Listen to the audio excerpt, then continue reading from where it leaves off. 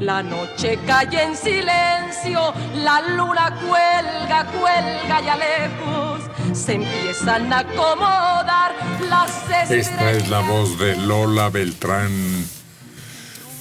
con un dramón. Es que un día como hoy Tomás Méndez muere,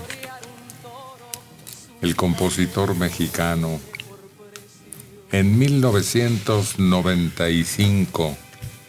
Autor de clásicos de nuestra música vernácula,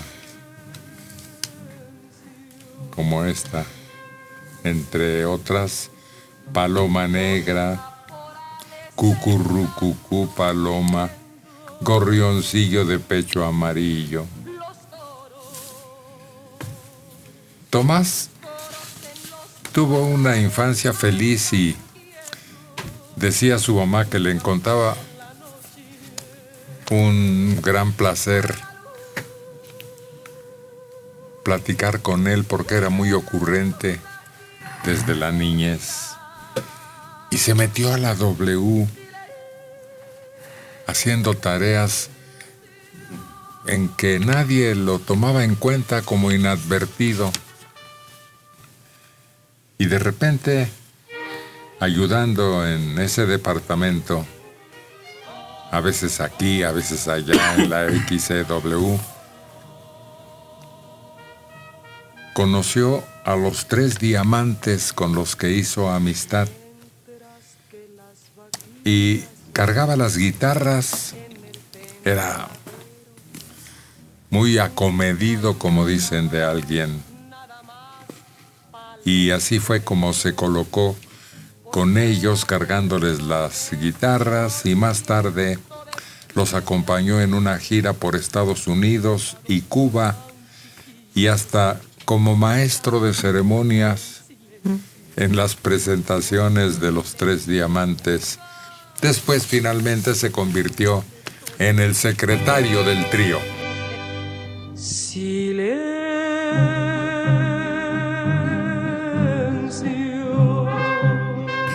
Es una verdadera tragedia, tanto como aquel granadino que describe la muerte de, ¿cómo se llamaba ese torero? A las 5 de la tarde comienza.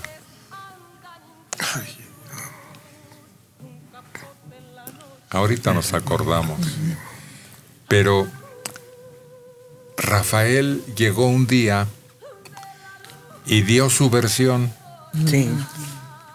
Y pues no sé si sea más dramática, sí, la de Rafael o la versión de Lola Beltrán.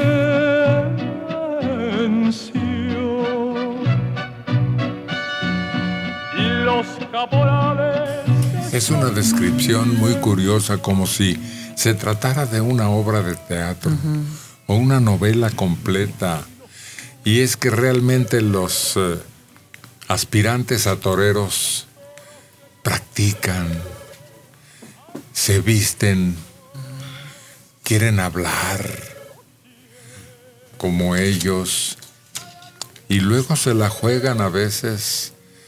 Practican con unos carritos, sí, una rueda y con cuernos. Había un espacio en los viveros, no sé si les tocó ver. Sí. Que se utilizaba para ese tipo de prácticas. Y había otro que uno iba por el puente de Nonualco, rumbo al centro, y a mano izquierda, abajo, había un redondel, donde practicaban aspirantes a novilleros. Y luego se metían de veras a las dehesas, a los ranchos ganaderos, y luego el espontáneo cuando de repente brincaba por allá y caía parado y medio se enderezaba y con un trapo trataba de dar 2 o 3 capotazos. Y es que es como toda una ceremonia con la muerte. Ves, por ejemplo, toda la postura que tienen que tener los toreros, la ceremonia que hacen para ponerse su traje de luces, el tener unos momentos de oración, el concentrarse, el mantener, porque son personas que tienen una postura muy derechita, muy erguida, y todos sus movimientos tienen que ser muy limpios, hasta se me figura como los de un bailarín. Eso es. El atuendo y los movimientos, esos son. Un espontáneo famoso que se hizo celebérrimo después fue el Cordobés. El Cordobés se brincó la barrera y se enfrentó a un toro y claro, lo saca la policía y los meten a la cárcel. Pero a partir de ese día se empezó a hacer famoso por su greña.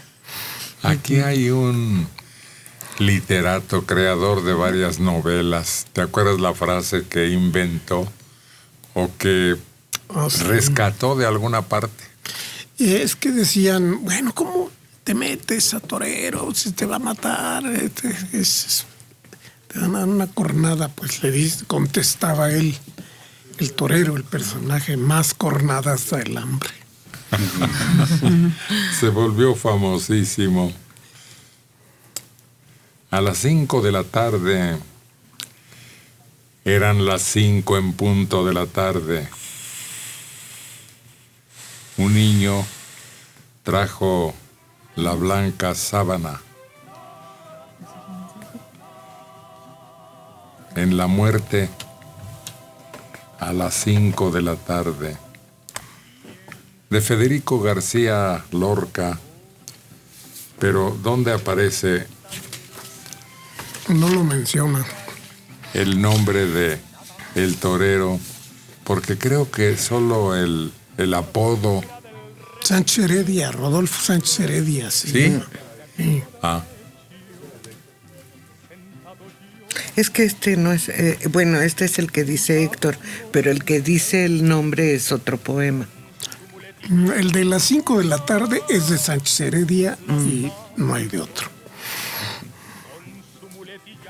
Pues no lo incluye aquí. No. Era en aquel momento era por sabido se calla, ¿no? Pero 60 años, 80 años después, pues es una confusión. Puede ser. Sí. Es todo un drama. Aquí recordamos en tono humorístico cuando Cantinflas hace aquel remedo de Manolete en una película. Y es que venía después de una cinta de Hollywood, Sangre y Arena. Y aquí creo que se llamaba Ni Sangre ni Arena. Exacto, sí. Oye, Héctor, y los toreros son bien supersticiosos, ¿no? Tienen muchas... Alguna vez yo fui a la plaza de toros que me invitaron y no puede entrar una mujer a la capilla donde ellos hacen oración ni antes de que se vistan. Tienen muchas ideas. Ese es parte del encanto. Todo lo que rodea, todos esos mitos, esa forma de conducirse antes de la corrida y durante la corrida, esa es parte del encanto de la torería. Hasta al aventar la montera, si cae hacia arriba o hacia abajo, lo consideran de buena y mala fortuna. Pero son todos esos detalles. Es que se enfrentan a la muerte en cada corrida. Sí. Aquí la última trágica fue la de ese torero al que agarró el toro, ni siquiera lo cornó, sino que lo lanzó y cayó de cabeza. El Pana, que se lastimó todo lo que eran cervicales y eso fue su desgracia. No fue cornada, pero la forma en que cae lo dejó ya prácticamente paralítico, bueno, sin movimiento, parapléjico. Por la edad que tenía. Pero seguía siendo muy atractivo y lo presentaban pagándole poco, pero explotando hasta el fin de su existencia. Es que dicen que durante su actuación como novillero, logró muchos triunfos, ¿no? Y tenía una manera de platicar. Por ahí andan todavía sus entrevistas, extraordinariamente divertida. Sí. Por lo folclórico, por lo sincero. Porque decía que en una de sus frases, lo que no se había gastado en borracheras y mujeres era un desperdicio en su vida. El pana. Vivió como quiso. No, y dedicaba a las mujeres de su vida, que la mayor parte eran, pues, de cierta categoría, Sí. todas sus faenas triunfales. Los caporales ya están llorando.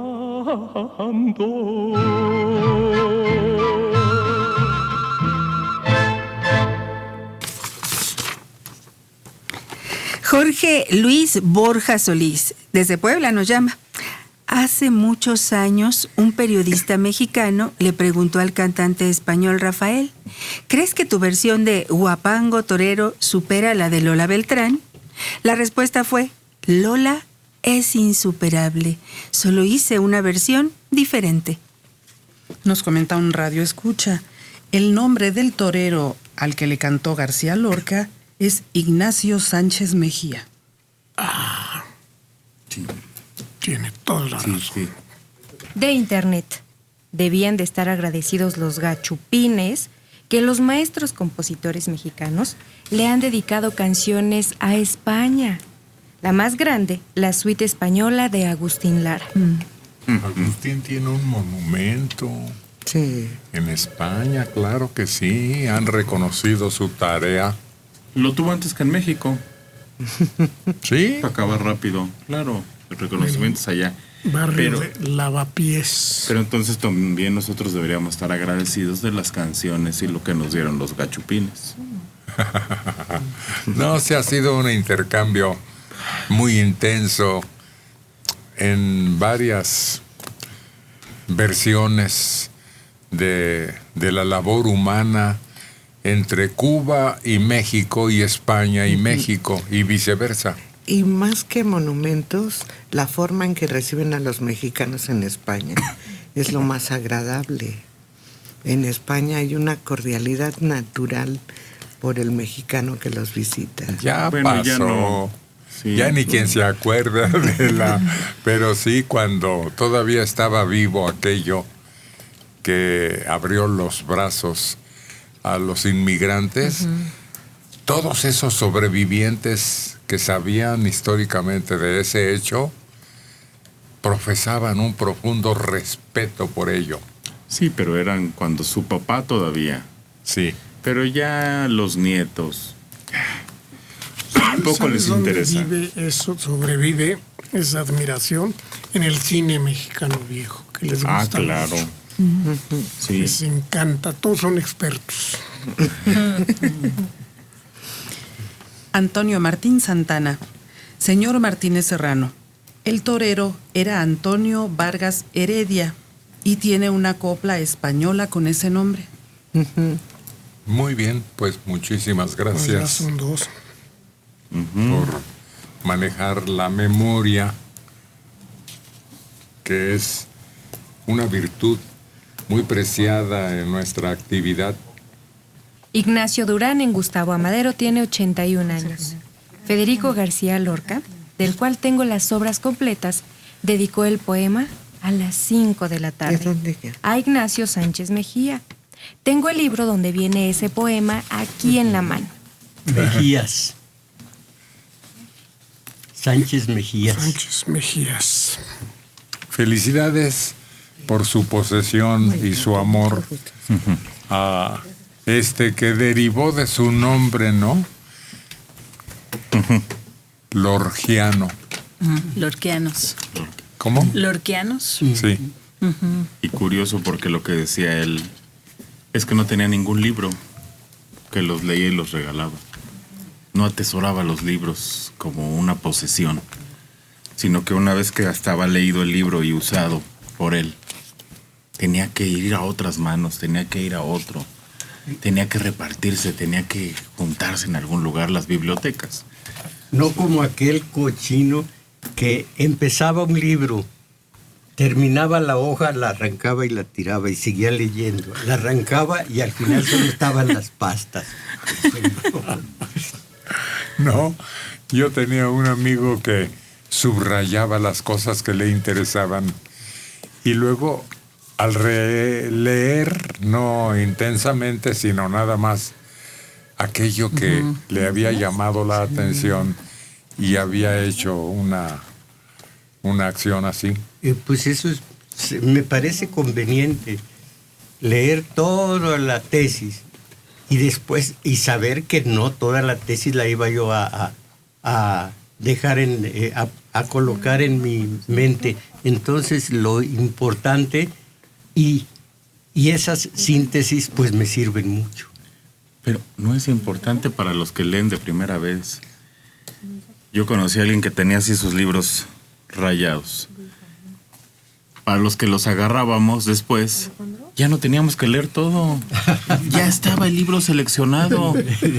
Y eso no entendía la gente, que ese libro había pasado por manos de alguien capaz de resumirlo y sacarle el jugo. Hay quien hace pequeñas anotaciones. A rayones. ¿Al margen? Sí, al margen, con una letra muy pequeña.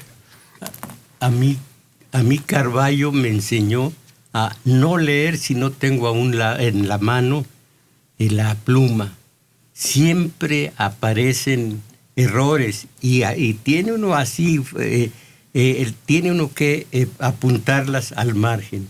Recuerdo esa anécdota de don Alfonso Reyes, que se propuso con varios otros intelectuales hacer un libro sin tantas erratas que se cuelan en todos los libros. Y lo hicieron, pero entre todos limpiamente, y al final todos, para firmar en lo que habían hecho, certificamos que este libro no tiene erratas.